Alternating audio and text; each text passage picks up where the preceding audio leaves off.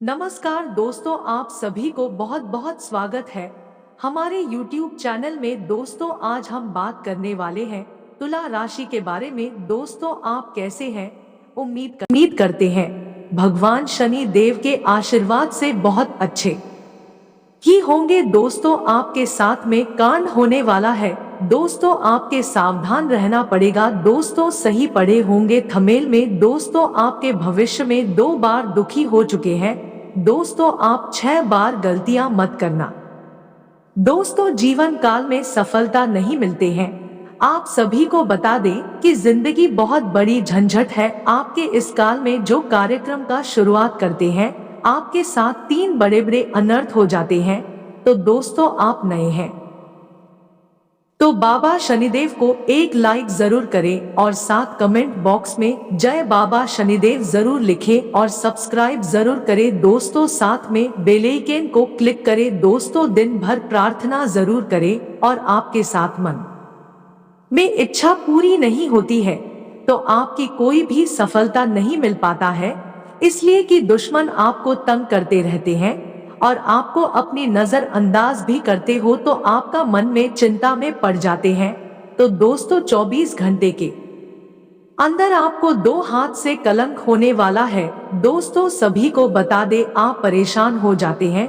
दोस्तों, परेशानियां आपको खत्म नहीं होता है। दोस्तों, भगवान शनि देव कृपा से आपके नसीब में पैसों से घर भरेंगे। दुश्मन देखकर के आंखों से आंसू आने लगेंगे। आपको तरक्की। भगवान श्री जी राधे राधे बोलना दोस्तों, क्योंकि एक व्यक्ति के साथ आपको दुश्मनी के रूप में आएंगे। दोस्तों, आपके घर में एक परिवार से बात ध्यान नहीं देते हैं तो इस राशि में बहुत सही से तरक्की नहीं दिखाएगा। दोस्तों, शनि की 7.5 का असर 3 चरणों में होता है, पर इस समय उसका दूसरा चरण प्रारंभ होगा। दोस्तों, आपके समाने 2 ग्रह है। दोस्तों, जीवन में इतनी बड़ी स्तन है कि आपको कल आने वाले समय में दुश्मन तंग कर रहा है। दोस्तों, आप सभी को बता दें, दोस्तों, आपको पास 2 पड़ोसी है, आप सावधान रहना पड़ेगा। दोस्तों, आखिर कौन दुश्मन बहुत सारी किस्मत को आग लगा रहा है।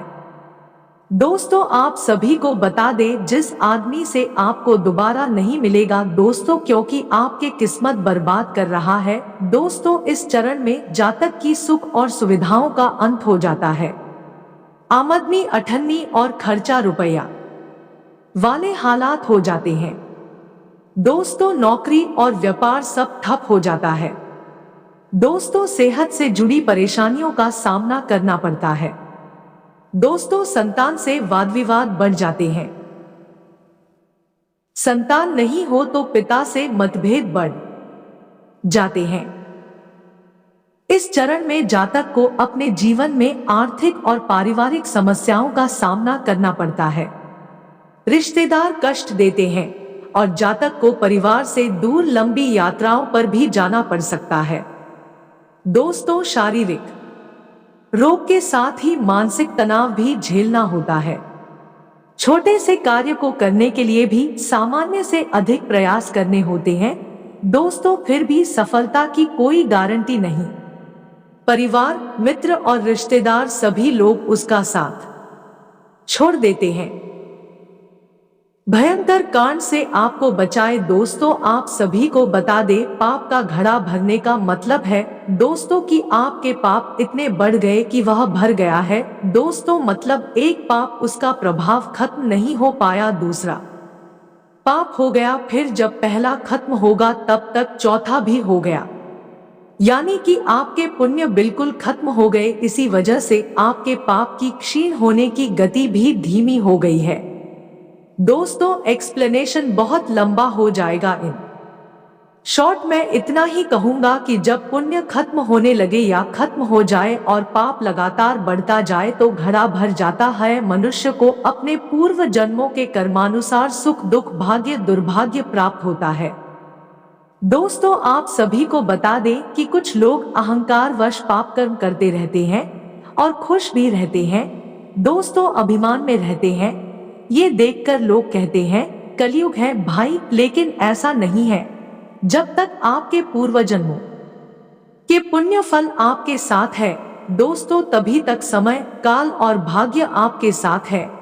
जैसे ही पबुरा शुरू हो जाएगा, ईश्वर परम दयालु है दोस्तों, लेकिन उसके लिए न्याय से कोई समझौता नहीं है।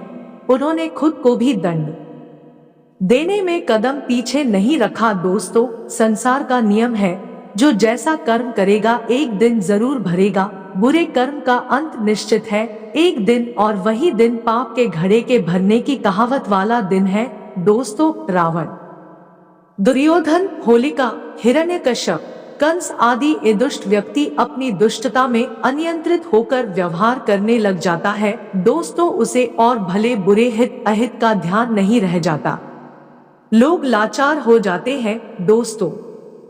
उसके विरुद्ध या उसे नियंत्रित करने के लिए किए गए प्रयास असफल हो जाते हैं दोस्तों। तब लोग कहते हैं कि इसके पाप का घड़ा भरने वाला है दोस्तों, और वह दिन आता है जब पाप का घड़ा भर जाता है और उसे दंड मिलता है।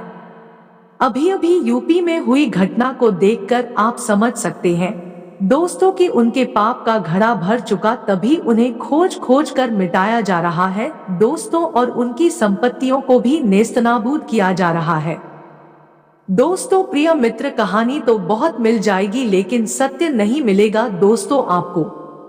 इसलिए अर्थ व कहानी के पीछे मत उलझे, बल्कि शिक्षा क्या लेनी चाहिए दोस्तों, इस लिखे कहे वाक्य से ये समझे। पाप का घड़ा अर्थात आपने जो भी अच्छे भले कर्म किए हैं दोस्तों, वो शरीर घट यदि नहीं फुटता तो आपकी गति बाकी है। यदि फुट गया तो आप फिर गति में चले गए, यदि इलाज नहीं किया तो। यहाँ पाप पुण्य का घड़ा फुटने का मतलब होगा दोस्तों कि आप इनसे मुक्त हो गए हैं, भेद जानकर इनका व अपना। जब तक ये नहीं फुटेगा आप ईश्वर को नहीं जान पहचान सकते दोस्तों। फुटना का मतलब ही खत्म होना होता है उस विनाशी चीज का, क्योंकि सत्य चीज तो कभी टूटेगी फुटेगी जुड़ेगी नहीं भाई। इसी प्रकार हर चीज का सटीक अंदाजा लगाकर समझते रहो, आप असली चीज पर पहुंच जाओगे दोस्तों। फिर गुरु से भेद जानो समझो उसको प्राप्त करने की विधि को, तभी आपकी शिक्षा पूर्ण होगी, वरना कहानियां बनती बिगड़ती रहेगी भाई। नमस्कार। सत बंदगी है, पाप का संबंध मन से है। मन को घड़ा समझो और छोटे छोटे पापों बुरे कर्मों को बूंदे समझो। सबको पता है दोस्तों की बूंद बूंद से घड़ा भर जाता है। अब इसमें शोध वाली क्या बात है? कहते हैं कि पाप का घड़ा जब भर जाता है तो वह फूट जाता है, अर्थात पाप का घड़ा इस तरह से डिजाइन अभिकल्पित किया गया है कि जैसे ही आखिरी बूंद बुरा कर्म घड़े में पड़ती है वैसे ही घड़ा टूट जाता है।